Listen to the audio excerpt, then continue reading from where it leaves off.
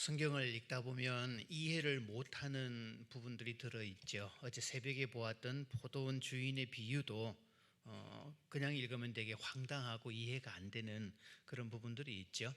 어떤 새신자가 성경을 읽다가 도저히 말도 안 되는 이야기들 투성이라서 고민을 했다는 이야기가 있어요. 그 첫 내용이 창세기 19장에 딸들이 아버지에게 술을 먹이고 동침해서 자식을 낳았다는 이야기, 근친상간 이야기며 창세기를 시작하자마자 형이 동생을 죽였다는 그런 이야기며 또 나중에 사사 입다가 딸을 제물로 바쳤다는 약속 때문에 그런 내용들을 쭉 봅니다. 그럼 도대체 하나님이 식인종인가? 이런 의문들이 이렇게 말도 안 되는 일을 행할까 그런 고민들을 하게 되죠. 특히 오늘 창세기 22장 이 부분은 사실 우리로 하여금 이해도 안 되거니와 우리 자신의 믿음을 한번 대입시켜 보면 나도 아브라함처럼 아들을 바칠 수 있을까 그런 고민을 해보면 사실 정말 그런 마음이 생겨서 나도 그렇게 해야 되겠다 결심하는 사람들 많지 않을걸요. 저도 아이가 이제 어릴 때 그런 생각을 가끔 해보면 애들 한창 귀엽고 자랄 때 저 아이를 정말 잡았다고 표현되잖아요. 짐승 잡듯이 그걸 과연 할 수 있을까 그런 고민을 해보면 고기가 옆으로 흔들어지지 나도 그래야지 뭐 이런 마음이 들지는 않더라는 거죠. 그럼 우리는 믿음이 없는 사람일까 하는 물음을 생각해 볼 수 있습니다. 또 이 부분을 얘기하면 아브라함은 아들까지 바쳤다? 너는 어떻게 할래? 이렇게 물으면 사실 우리는 할 말이 없어요. 제가 이 본문을 가지고 예전에 제가 참석했던 제가 그때 이제 그 진주에서 살 때 연합성회의 전담 반주자였는데 그 연합성회 할 때 강사가 그런 얘기를 한 적이 있었어요. 그날따라 아침에 찬양팀의 찬양 리더를 갑자기 불러 세우더니 그때는 왜 부흥사들이 막 반말도 하고 그랬잖아요. 찬양 인도자 뭔 집사야? 최 집사야? 제 집사? 아들이 있어 없어? 아들 있는데요. 아들 지금 몇 학년이야? 이제 고1인데요. 오늘 성경에 보니까 아브라함은 아들을 바쳤대. 최 집사 아들 바칠 수 있어? 공개적인 자리 다 보는 자리인데 거기서 일어서 가지고 거기서 어떻게 못 바친다고 말할 수가 있냐고요. 그런데 차마 또 바친다고 얘기할 수도 없는 입장 아닙니까? 애매한 입장, 아주 난감해서 주저하고 있는 상황인데 이렇게 대안을 제시하죠. 아들을 바치는 게 좋겠어? 소 한 마리 바치는 게 좋겠어? 당연히 뭐라고 얘기하죠? 소 한 마리가 낫죠. 소 요즘 얼마나 하지? 한 300만 원 할걸요? 그러면 아침에 믿음으로 준비해 갖고 와. 내가 축복할게. 뭐 이렇게 해서 이제 그분은 정말 소 한 마리 값을 헌금을 했어요. 제가 볼 때 그 집사님의 믿음은 정말 그걸 아멘으로 받아들였고 정말 순전한 믿음으로 받았기 때문에 그에 합당한 복을 받았을 거라고 믿습니다. 근데 저는 그 얘기를 쭉 하면서 한쪽에서 뭔가 좀 물음표가 올라왔어요. 과연 자, 아들을 바치는 아브라함이 물론 위대하죠. 그런데 성경을 잘 보면 아브라함은 아들을 바칠 만한 정도의 그런 인물이 아니었습니다. 자, 여성들에게 한번 물어보죠. 믿음의 조상이라는 타이틀로는 아브라함이 괜찮죠, 그죠? 그런데 남편감으로는 어때요? 왜 사라가 10살이나 어린데 왜 먼저 죽었을까요? 자, 답을 알려줍니다. 속이 뒤집어져서요. 이렇게 답을 줍니다. 사라는 아브라함보다 10살이나 어린데 왜 먼저 죽었을까요? 속이 뒤집어져서요. 생각해 보세요, 여러분. 자, 아들을 주겠다 약속은 받았고 가나안 땅에 이주를 해서 살고 있는데 10년이 넘어도 자식이 없어. 그래서 사라 입장에서 나는 생리도 끊어졌고 도저히 가망성이 없는 상황인데 하나님은 아들도 주시는 기미도 없고 뭔가 뭐 조짐이라도 있어야 뭔가 가능성을 바라볼 텐데 인간적으로 가능성이 전무할 때 살짝 가서 뭐라고 얘기하죠? 내 여종 하갈이 있는데 하갈하고 동침해서 아이를 낳으면 종은 주인의 소유고 그 자식도 주인의 소유니까 결과적으로 내 자식이 되고 우리 자식이 되는 거 아니냐? 그런 말을 해요. 자, 그때 아브라함이 어떻게 나왔어야 되죠? 애기 사람아, 뭔 소리 하고 있어 지금? 하나님이 약속하셨는데 하나님이 우리 몸을 통해서 우리 씨를 통해서 주신다고 하셨어. 어떻게 그런 소리를 하고 그래? 혼을 냈어야 맞아요. 근데 그때 아브라함은요, 그럴까? 그러면서 하갈과 동침을 해서 이스마엘을 낳잖아요. 자, 그다음 가나안 땅에 이주했을 때 가나안 땅에서 첫 경험한 게 기근이었습니다. 가뭄이 들었죠. 그 상황일 때 애굽으로 피신을 하죠. 거기 가서 마누라를 팔아먹습니다. 요즘 말로 각색을 조금 하면 이제 남편과 아내가 나란히 어떤 밤거리를 지나가고 있는데 어색한 골목에서 갑자기 깡패들이 나타난 거예요. 그랬더니 돈 내나 뭐 막 위협을 하고 그랬더니 남편이 아내를 등 떠밀면서 여보 저 제 중에 그 제일 우두머리하고 그 동침을 좀 하고 우리 좀 어떻게 좀 살자. 마누라를 등 떠밀어 놓고 자기만 살겠다고 쑥 빠지는 비겁한 남자의 전형이에요. 비겁하고 쪼잔하고 치사하고 정말 여자 입장에서는 저 따위가 남자냐 저게 남편이냐 정말 화딱지가 뒤집어 질 만큼. 그래서 아브라함의 위대함은 거기서 계속 드러나지 않습니다. 그래서 마누라를 팔아먹어요. 자, 그런데 애굽 땅에 가서 남자로서 자존심이 완전히 망가진 쟤는 마누라 팔아서 목숨을 부지했대. 사람들이 전부 다 손가락질을 하고 폄하하고 쟤는 남자 새끼도 아니야, 저거는 남자도 아니야, 고추 다 떼라고 그래. 뭐 온갖 얘기를 듣고 자존감이 완전 바닥인 상태. 남자로서 특히 그런 상황인데 성경에 보면 하나님이 이집트에 갔다가 다시 나올 때는 노비까지 가장 가진 것도 아무것도 없는 상태에서 갔다가 나올 때는 부자가 돼서 나옵니다. 인간은 실수했지만 하나님은 그것을 전화의 복으로 바꾸셨고 궁극적으로는 오히려 그게 더 풍성한 것으로 만들어지는 결과가 또 나오죠. 근데 한 번 실수는 병가지 상사다 이런 우리가 고사성어가 있는데 사람이 실수할 수 있잖아요. 그런데 똑같은 실수는 하지 말아야 되잖아요. 그런데 아브라함은 똑같은 실수를 또 반복합니다. 그랄 땅에서 아비멜렉한테 똑같은 개념으로 뭐 당신이 가서 저기 가서 그래 그쪽에서 예쁘다는 소문이 났더니 사람들이 가서 얘기를 하죠. 그래서 뭐라고 얘기를 해요? 누이라고. 실제로 이복 동생이니까 뭐 이종사촌간 그런 개념이니까 고대에는 거친 그런 결혼들이 있었으니까 틀린 거 아니지 않냐고 이걸 합리화라고 그럽니다. 그러면서 가서 얘기를 하죠. 그때 하나님께서 그 아비멜렉의 집에 태문을 닫아버리셨죠. 그러면서 뭐라고 얘기를 하십니까? 너희가 남의 아내를 취했기 때문에 그랬다. 그랬더니 아비멜렉이 하나님 나는 억울합니다. 분명히 아브라함이 자기 누이라고 그랬고 나는 합법적으로 정당하게 그렇게 해서 데리고 온 건데 아브라함이 그래서 그런 거지 내가 뭘 잘못했습니까? 자, 명백하게 잘못은 아브라함이 했죠. 아비멜렉은 잘못이 없어요. 그런데 거기서 하나님은 이렇게 말씀하시죠. 그의 아내를 돌려보내라. 그리고 그는 선지자라. 그가 너를 위해서 기도하면 내가 너희 땅을 풀어줄 것이고 그가 기도하지 않으면 너희 땅을 풀어주지 않을 거다. 반드시 누가 기도해야 된다? 아브라함이 기도를 해야만 풀어줄 것이다. 그러면 아비멜렉 입장에서는 이제 선택의 여지가 없어요. 반드시 아브라함으로 하여금 자기를 위해서 하나님 이 저주를 풀어주시옵소서 기도를 하게 만들어야 되고 그 기도를 해야만 땅의 저주가 풀리게 돼 있어요. 그러면 아비멜렉은 아브라함을 향해서 손가락질을 할 수 없는 입장이 됩니다. 남자로서 가장 쪼잔하고 치사하고 정말 기분도 안 돼 있고 속 터질 만한 정말 믿음의 조상의 어떤 면모다운 그런 거 아무것도 없는 그런 대상인데 단 하나님이 선택하셨고 그래서 우리가 이런 개념이 있잖아요. 하나님께서 뭐라고 하지 않는 대상을 왜 네가 뭐라 그러냐. 이게 탕자의 비유에서 나옵니다. 탕자가 돌아올 때 그래서 옛날에 어떤 목사님이 막 설교를 하시면서 그 노구의 아버지가 막 아들이 오는가 아닌가를 올려보려고 막 산에 매일마다 아침마다 등산을 이렇게 했대요. 아버지 건강이 좋아졌대요. 그래서 유대인의 계치리를 몰라서 그렇습니다.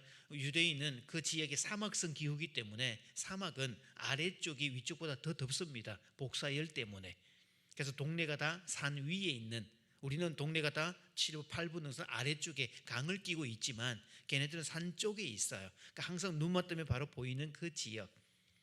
근데 거기서 누가 보면 15장에는 아직도 상거가 먼데 그때 둘째는 회개하고 돌아오지 않습니다. 자기 필요에 의해서 돌아옵니다. 자, 그런 상황일 때 아직도 상거가 먼데 집에 오기는 왔지만 내가 도저히 여기서 못 들어가겠다. 내가 아무리 방탕하고 아무리 개념도 없고 아무리 인간 말종이지만 내가 여기서 도무지 내가 갈 수가 없다. 이 거리를 자존감의 거리라고 그래요. 우리가 그런 게 있잖아요. 최소한 그 무엇, 뭐 아무리 그래도 그렇지 이런 그 무엇, 그 자존감의 거리인데 아무리 내가 돌아오긴 했지만 분명히 들어가면 받아주실 거 알지만 그래도 나는 차마 들어갈 수 없다라고 머뭇거리고 있는데 성경에는 아직도 상거가 먼데 그 아버지가 상황에서 팔을 잡아 당겼을 거예요. 당겨서 억지로라도, 그러니까 아들의 지금 모양새는 안 가고 싶은데 억지로 딸려가는 것처럼, 마지 못해서 끌려가는 것처럼 이런 모양새로. 그럼 나중에 진짜 탕자는 첫째 아들이었잖아요. 그럼 첫째 아들이 뭐라고 했을까요? 다 둘째를 바라보고 네가 사람이냐?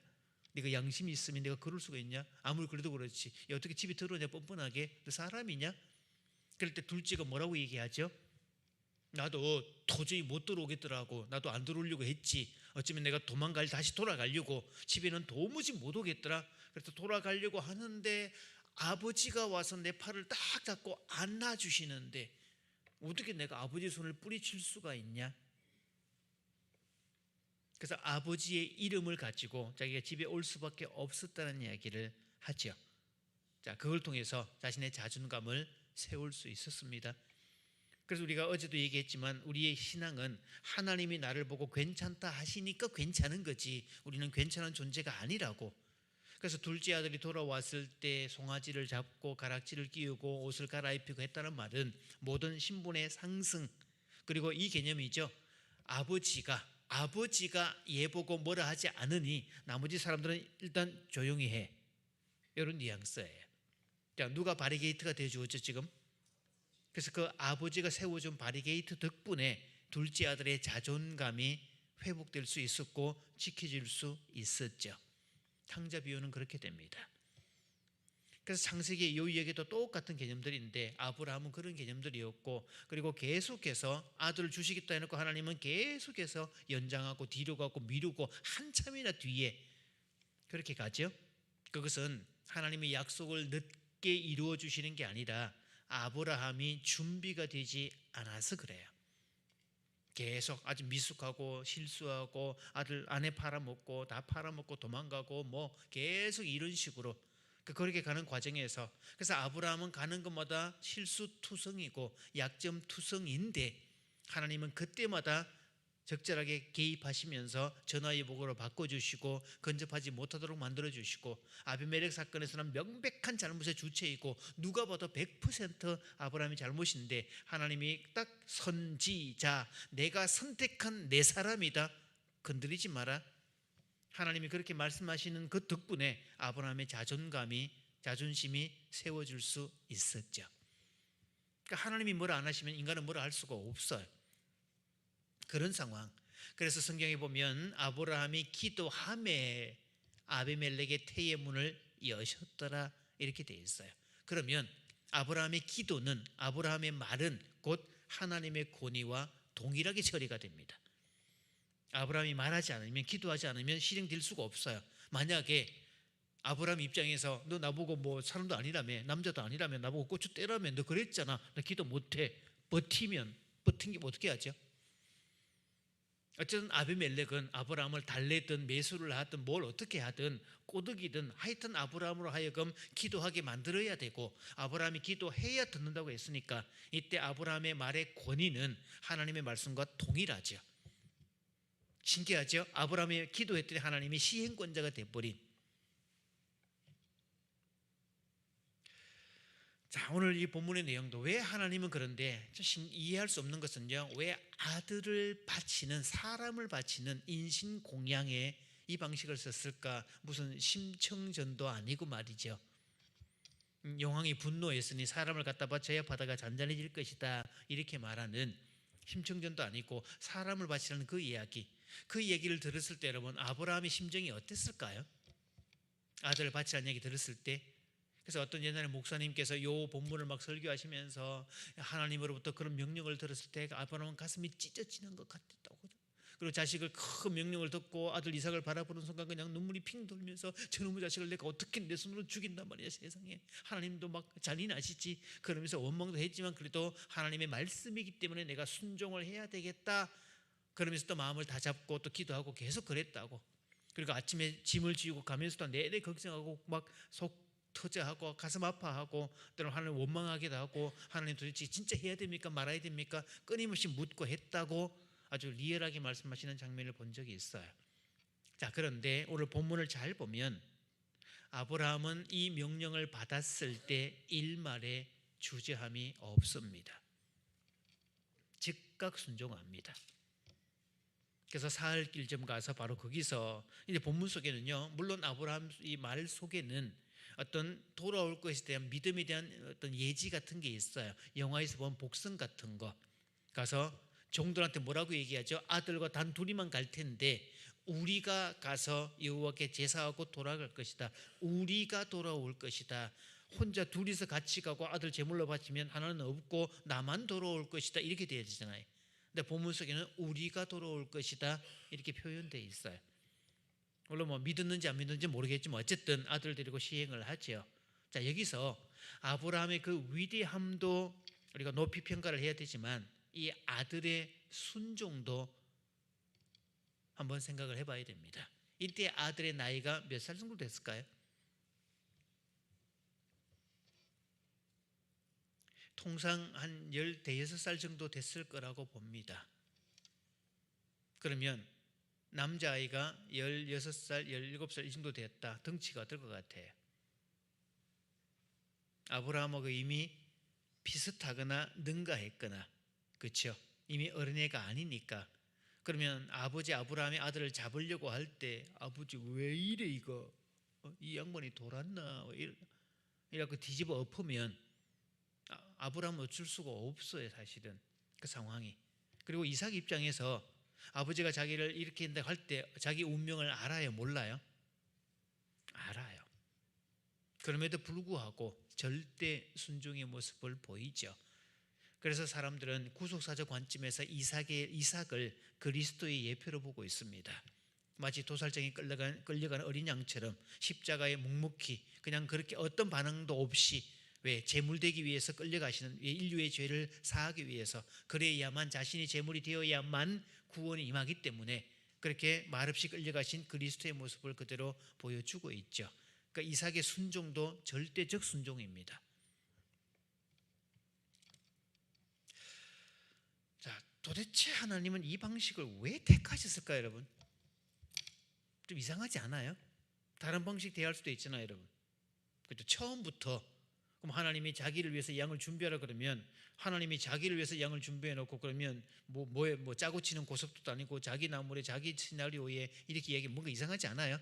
그럼 아예 처음부터 야 아브라함아 그 양 중에서 골라 갖고 와라. 아브라함 입장에서 얼마나 편한지 몰라요. 그 양도 수없이 많은데 아니면 솔로몬처럼 1,000마리 번제를 드리라. 그래도 아마 아브라함 입장에서는 1,000마리 네 뭐 가능합니다 이렇게 얘기했을 거예요. 차라리 그게 더 쉽지 않았을까요? 1,000마리 번제가. 근데 왜 하필이면 아들, 그것도 독생자 하나밖에 없는 아들 이렇게 되죠. 도대체 왜 그러셨을까? 여러분들 고민 안 해보셨어요? 저는 되게 고민 많이 했어요. 애들 키울 때마다, 새아이 키울 때마다 야 진짜 이거는 진짜 잔혹하다, 좀 잔인하다.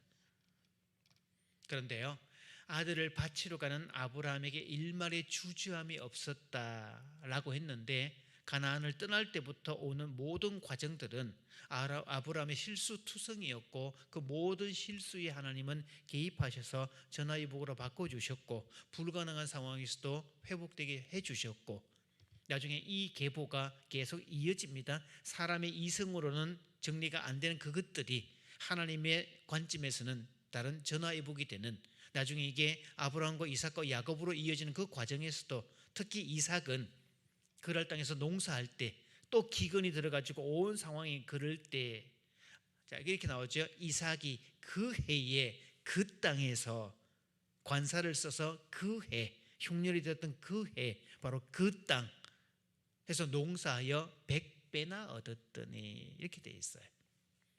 그러니까 인간의 관점에서는 불가능한 상황인데 하나님의 관점에서는 불가능이 아니라 전혀 다른 관점이거든. 그래서 하나님을 믿는다는 개념 자체가 다릅니다. 어쩌면요, 아브라함이 가나안 땅으로 부름을 받았을 때 첫 느낌, 과연 하나님이 우리를 젖과 꿀이 흐르는 땅으로 보내셨구나, 하나님 좋으시다, 즉시 하나님 멋져요, 감사해요, 고마워요, 이게 아니었습니다.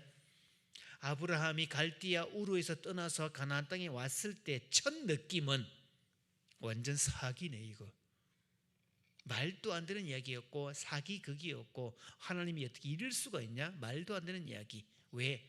그때 당시 이 갈디아 우르 지역은 4대 문명의 발상지가 될 만큼, 요즘 말로 얘기하면 서울의 강남 한복판, 가장 문명이 뛰어나고 가장 탁월하고 가장 화려하고, 그리고 그 지역은 관계 농업이 발달되어 있어서 뭐 비가 안 와서 농사를 못 짓는다, 뭐 홍수가 나서 뭐 잡아먹었다, 이런 얘기가 없는, 물 관리가 아주 잘 되는, 그리고 항상 농사가 잘 되기 때문에 뭐 그렇게 풍성하고 뭐 기근, 뭐 홍수 이런 걸 걱정할 필요가 없는, 아브라함은 그 땅에서 살면서 단 한 번도 그런 걸 본 적이 없어요. 그런데 가나안 땅에 갔더니 건기와 우기가 싹 갈라지는 그 지역에, 그리고 가자마자 첫 사건이 뭐였다고요? 기근이 생겼네. 어라, 이것 봐라, 말도 안 되는. 그래서 그 땅에 있을 동안에는 경험도 못했던 그 일들이 하나님이 말씀하시는 그 땅에 왔더니 거기서 첫 사건이 기근이 생겨버렸네. 이건 말도 안 되는 일, 이율배반적인 일. 하나님이 이럴 수는 없지. 그래서 서울 강남 한복판에 살고 있던 이 사람을 하나님이 어디로 가라고 해서 가봤더니 강원도 동막골이네. 이런 느낌입니다. 그래서 사기극 중에 사기극이라는 거죠. 또 나중에 출애굽한 이스라엘 백성이 가나안 땅에 갔을 때, 그 광야를 통과해서 가나안 땅에 가잖아요. 그 땅은 정말 젖과 꿀이 흐르는 땅, 그렇게 봐야 되는데, 막상 요단강 서편의 그 지역, 지금의 이스라엘 지역, 거기는 젖과 꿀이 흐르는 땅이라고 보기에는 객관적 조건이 말도 안 되는 웃기는 장소였습니다. 왜? 1년에 몇 개는 비도 전혀 안 와. 비가 안 오면 다 굶어 죽을 수밖에 없어. 그래서 그 지역 팔레스타인 지방의 주신 우신입니다. 비신 바알이라고 있죠. 그래서 삼지창 들고 있는, 삼지창이 포세이돈 삼지창 말고 번개 모양을 상징하는 이런 걸 들고 있는 게 바알신의 핵심이죠. 그래서 바알신은 하늘의 신이고 비신이고 남자신이고, 땅의 신은 아세라고 여자신이고, 그래서 출애굽한 백성들이 그 지역을 통과해 봤더니 세상에 그 바알신을 섬기는 남자 사제들과 아세라를 섬기는 여자 사제들이 자신들의 신이 보는 앞에서 그룹 섹스를 하고 있네. 이게 사제 의식이었어요. 그랬더니 이스라엘 백성이 보고 눈이 뒤집어진 거 아닙니까? 저런 세상이 있었어? 그랬더니 어떤 그 중에 한 사람이 그 여인들, 그 사제를 장막까지 데리고 오는, 그게 비느하스가 가서 죽이는 그 사건. 그러면 이제 동네 이해가 될 거예요. 그래서 끊임없는 아브라함의 실수, 계속 반복 실수, 또 실수, 또 실수, 계속 그러고 있는 상황인데 하나님은 그걸 계속 전화의 복으로 바꿔주시죠. 그래서 아브라함 입장에서는 하나님을 믿을 수밖에 없는, 그래서 가나안 땅의 의미는 인간의 객관적 시각, 어떤 이성적 판단, 과학적 사고방식으로는 설명이 불가한 장소, 단 그 속에서 하나님이 대책이 되시면 그 모든 불가한 것들이 가능으로 바뀌는 장소, 거기가 가나안 땅입니다. 가나안 땅에 오기 전에, 그래서 하나님은 반드시 광야를 통과하게 만들죠.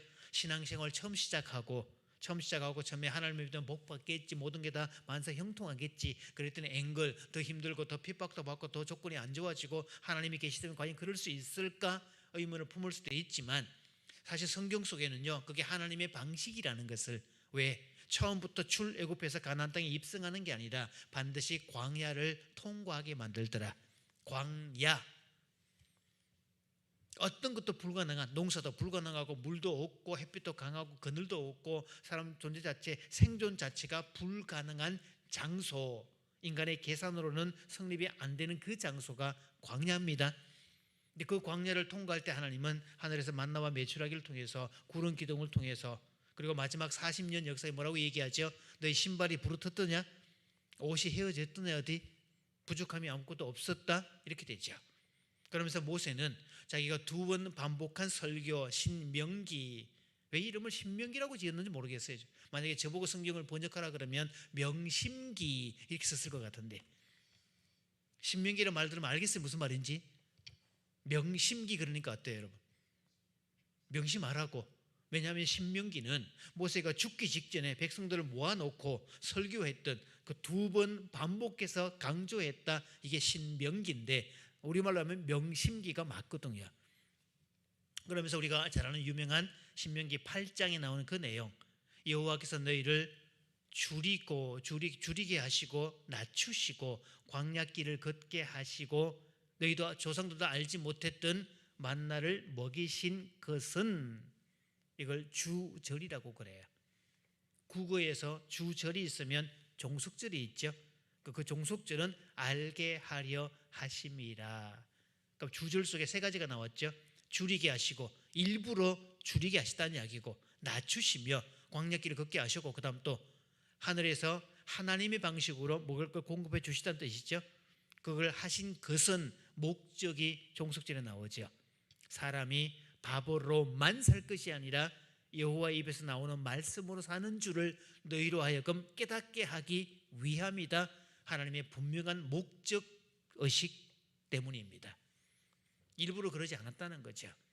그래서 하나님이 아브라함을 부르시고 끊임없는 실수를 계속함에도 불구하고 그걸 바꿔주시고 전화위복을 하고 실수를 함에도 불구하고 계속 다듬어가고 그 어떤 과정에서도 자존감이 망가뜨리지 않도록 그렇게 하셨던 이유는 하나님만이 대책이 될 수 있도록.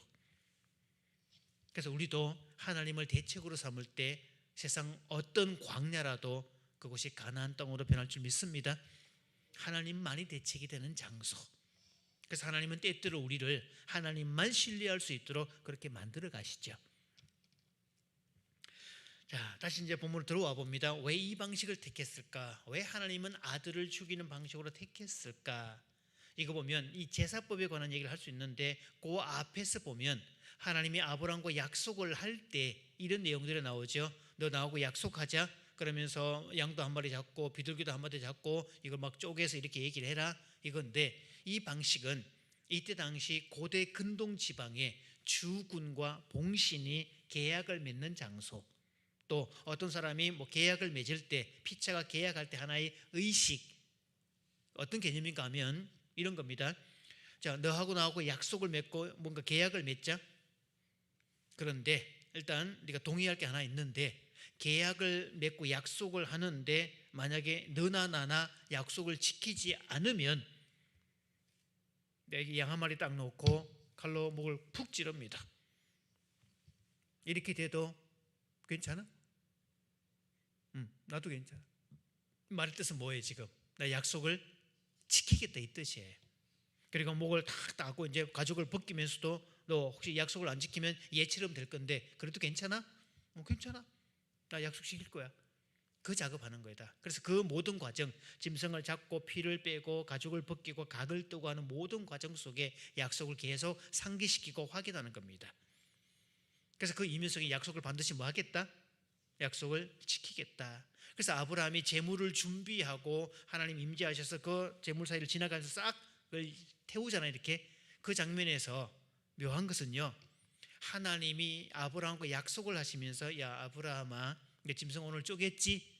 내가 너한테 준 약속을 지키지 않으면 내가 이 짐승처럼 돼도 괜찮아, 이 뜻입니다. 하나님이 인간하고 약속을 맺으면서 내가 약속을 지키지 않으면 이 쪼개진 짐승처럼 이렇게 난도질 나도 괜찮다. 그 말은 무슨 뜻이에요? 하나님이 확실히 약속을 지키겠다 이 뜻입니다. 이런 약속을 받고도 아브라함은 사라가 하갈하고 동침하라고 얘기했더니 그럴까? 지금 그 실수 하나 때문에 지금 중동이 난리가 난 거 아닙니까? 지금 이스라엘과 하마스 그 전쟁에 관한 이야기다. 지금도 아픔이 되고 있죠.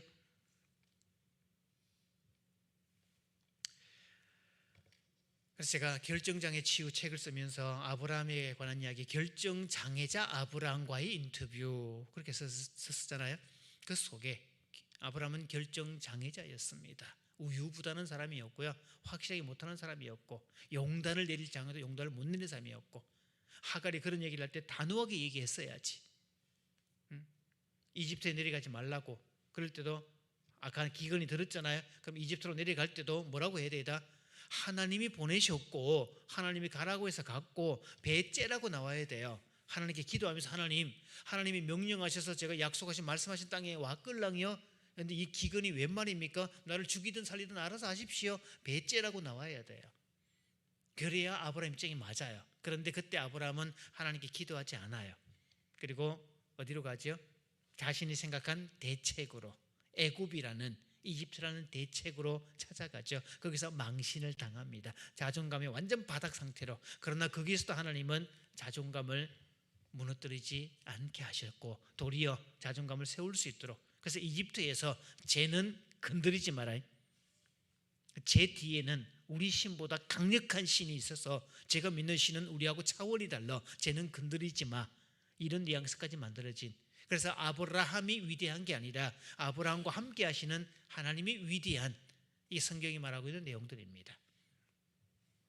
그래서 이제 마지막 장면으로 이렇게 온 거예요. 아들을 바치는 이 장면.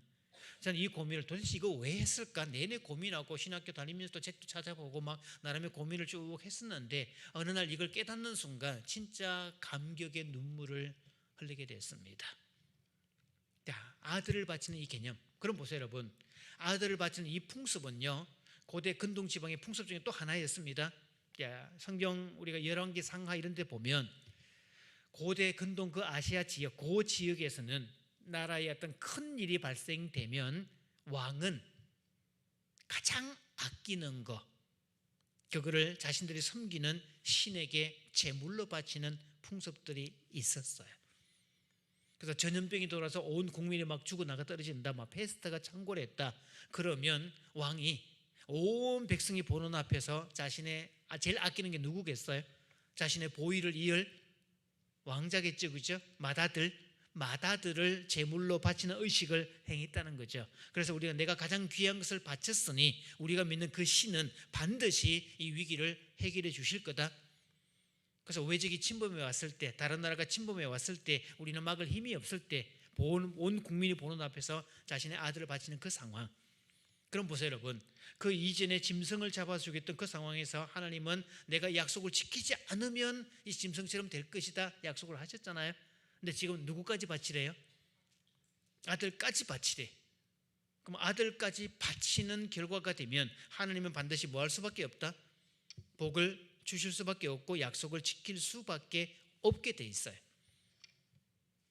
물론 이때 상황이 아들을 통해서 복을 주신다 해놓고 그 아들을 바치라는 이 이율배반적인, 그래서 우리가 이것을 사명과 상황이 대치될 때 뭘 따라야 되는 건가? 상황적으로 보면 이거 맞지 않아요. 모순이에요. 말도 안 되는 이야기죠. 어불성설이죠. 어떻게 이럴 수가 있냐고요. 말이 안 되지. 이미 논리가 어긋났죠. 그런데 사명은 하나님이 말씀하시면 따라가야 돼요. 우리가 세상을 살 때 사명과 상황이 대치되면 우선순위를 어디로 둬야 되죠? 사명 쪽으로 둬야 되죠. 그래서 그 사명을 따라갈 때 궁극적으로 모든 게 다 합력하여 선을 이루게 되는데, 그때 상황을 따라가면, 즉 아브라함이 가나안 땅에 머물지 않고 이집트로 갔던 것처럼 상황을 따라간 거죠. 그래서 상황을 따라가면 자존감이 무너지고 자존심이 무너지지만 사명을 따라가면 궁극적으로 자존감을 회복시켜 주신다는 거죠. 어쨌든 아들을 바치면 하나님은 복을 줄 수밖에 없는, 약속을 지킬 수밖에 없는 그런 대상이 된다는 거죠. 왜 하필이면 아들이 많을 때도 아니고 달랑 하나밖에 없는, 그래서 독생자 하나밖에 없는 아들, 이거를 바치라고 했을까? 이게 바로 자존심에 관한 이야기입니다. 그럼 보세요. 자, 아담이 범죄한 이후에 모든 인류는 원죄 속에 빠졌죠. 스스로 구원할 수 없는 존재가 되었더라. 원초적 타락이 되었다더라. 하나님을 거역한 존재가 되었다. 그래서 멸망받아서 죽을 수밖에 없는 그런 운명에 처했더라. 저 인간들에게는 누가 필요하죠? 구주가 필요하죠.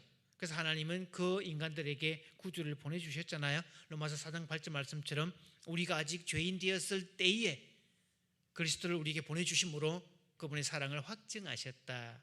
그것처럼 인간편에서 어떤 소망도 없을 때 하나님이 일방적으로 자신의 독생자를 보내주셔서 구원의 길을 열어놓으셨죠. 그 믿음을 갖고 여기 앉아있는 분들이 저와 여러분들 아닙니까? 그럼 하나님 입장에서는 반드시 누구를 보내야 된다? 자신의 하나밖에 없는 독생자 예수 보내줄 수밖에 없는 처지에 있어요. 그런데 일방적으로 그냥 너 필요하지? 준 게 아니라는 거죠. 하나님께서 자신의 독생자를 보내줄 건데 일방적으로 보내주지 않고 오늘 그래서 하나님과 인간의 대표자 믿음의 조상, 그래서 아브라함은 인간편의 대표자가 됩니다. 믿음을 가진, 그래서 믿음의 조상이란 말이 그 대표자가 뭔가 태스크를 완수했네. 그럼 보세요 여러분, 오늘 이 본문에 의하면 결과적으로 아들을 바친 개념이 되죠. 분명히 주저함도 없었고 아들 잡아 죽이려고 했던 뭐 눈치도 보지도 않았고 말씀 그대로 순종하고 그대로 실행하려고 했던 찰나, 정말 죽기 직전에 하나님이 급하게 말리셔가지고 야, 개 죽이지 마라, 손도 대지 마라, 야, 커피 양 한 마리 있으니까 순양 있으니까 개를 대신 드려라, 이 얘기해서 결과적으로는 아들을 바친 개념이 됐죠. 그럼 아브라함은 아들을 바친 거예요. 그럼 하나님 입장에서는 이런 논리가 성립이 됩니다. 내가 뭔가를 나도 아들을 주겠는데 나도 너희에게 그리스도를 독생자 예수를 너희에게 구원자로 보내줄 건데 내가 임의로 보내는 게 아니라 너희 인간편에서 대표자인 아브라함이 먼저 아들을 바쳤기 때문에 나도 보내준다, 이런 논리가 만들어지는 겁니다.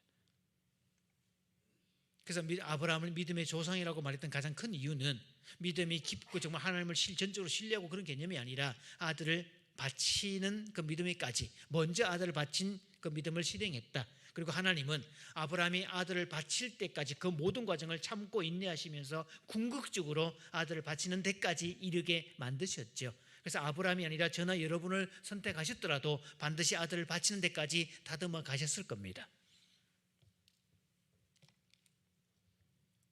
그래서 하나님 편에서 일방적으로 주지 않고 야, 네가 그랬으니까 내가 주는 거지, 내가 그냥 주는 거 아니야, 공짜 아니야, 네가 뭘 했잖아, 그래서 네가 먼저 했는데 내가 어떻게 안 줄 수가 있냐, 네가 그러는데 나도 당연히 그래야지, 이 논리가 만들어진 거죠. 그래서 하나님은 이게 아브라함의 자존심이었어요.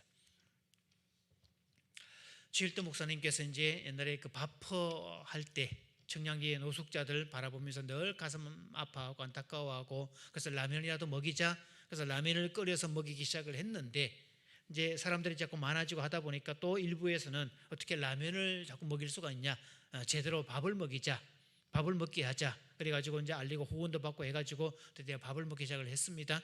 그랬더니 이제 늘 밥상 공동체가 만들어지고 밥을 퍼주는 사역들을 하잖아요. 그러니까 사람들이 줄을 서가지고 막 얘기하는데 봉사자들이 막 얘기합니다. 밥을 막 퍼주면서 자, 마음껏 드십시오, 공짜입니다. 마음껏 드십시오. 예, 편하게 드십시오. 공짜입니다. 그랬더니 거기 오신 한 분이 성질을 내면서 우리가 뭐 거지냐 공짜로 먹게, 이러는 거죠. 거지 맞잖아요. 자기는 뭐 어떻게 가진 것도 없고 얻어먹는 입장에서, 그럼 보세요 여러분, 얻어먹고 빌어먹고 하는 입장 쪽에서 땡큐지, 이렇게 얼마나 고마워요. 지금 그냥 퍼주고 막 사랑 주고 자기들 임의로 봉사해서 막 후원 받아서 밥 해주는 거 정말 감지덕지지. 감격하면서 감업하면서 가서 받아 먹어야지. 거기서 내가 무슨 뭐에 자존심을 내세울 거며 가서 받아 먹는 게 또 감사한 일이지. 그런데 한 사람이요, 우리가 무슨 거지냐 공짜로 먹게, 네, 빌어먹기 싫다는 거죠. 이 말을 그 최 목사님이 곰곰이 생각을 한 거예요. 빌어먹기 싫다? 우리가 무슨 거지냐? 그래서 내내 며칠을 고민하다가 밥값을 받기로 결정합니다. 그때 밥값 받은 게 100원씩. 그리고 그때 그 라면을 끓였던 그 냄비를 걸어놓고 누구든지 여기 와서 100원을 내면 밥을 얻어먹고 빌어먹는 게 아니라 정식으로 사먹는 그런 개념이 되는 거죠. 그래서 돈을 받기 시작한 그때부터 며칠 뒤에 어떤 한 분의 노숙자가 여러 명의 노숙자를 데리고 오더니 동전을 몇 개를 두두두둑 떨어뜨리면서 오늘 내가 쏠 테니까 마음껏 먹어라. 그 어깨에 들어간 힘, 그 눈에 들어간 그 힘, 돈 몇 푼 그거 떨어뜨리는 그 순간 이 사람의 자존심이 딱 세워지는 그 순간, 그 느낌. 그래서 내가 오늘 쏠 테니까 마음껏 먹어 돈을 두두둑 떨어뜨렸을 때 이 사람이 뭘 외쳤을까 여러분? 아싸, 나는 어떤 존재다 지금? 밥 사는 존재다, 베푸는 존재다, 혜택을 주는 존재다, 나 빌어먹는 거 아니다, 이렇게 말하는 자존심.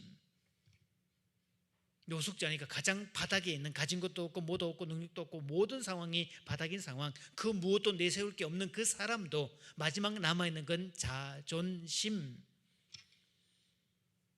그래서 하나님은 일방적으로 인간에게 그분의 독생자를 보내주시겠지만 일방적으로 보내지 않으시고, 야 너희 인간 대표 아브라함이 아들을 바쳤잖아, 너희가 먼저 바친 거야, 그래서 나도 내 아들 보내준 거야, 내가 일방적으로 보낸 거 아니다, 너희가 먼저 했어, 그래서 내가 보내준 거지.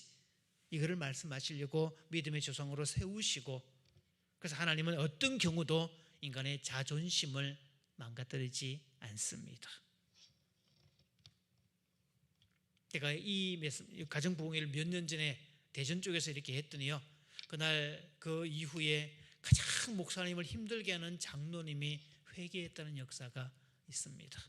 이 메시지를 듣고 우리가 하나님은 어떤 경우라도, 아브라함이 실수를 해도 자존감 세워주셨잖아요. 어떤 상황에도 인간의 자존심을, 마지막 남은 자존심까지 망가뜨리지 않습니다. 남자들이 삶을 포기할 때는 그 마지막 남은 자존심마저 없을 때 살아야 될 이유가 사라지는 거죠.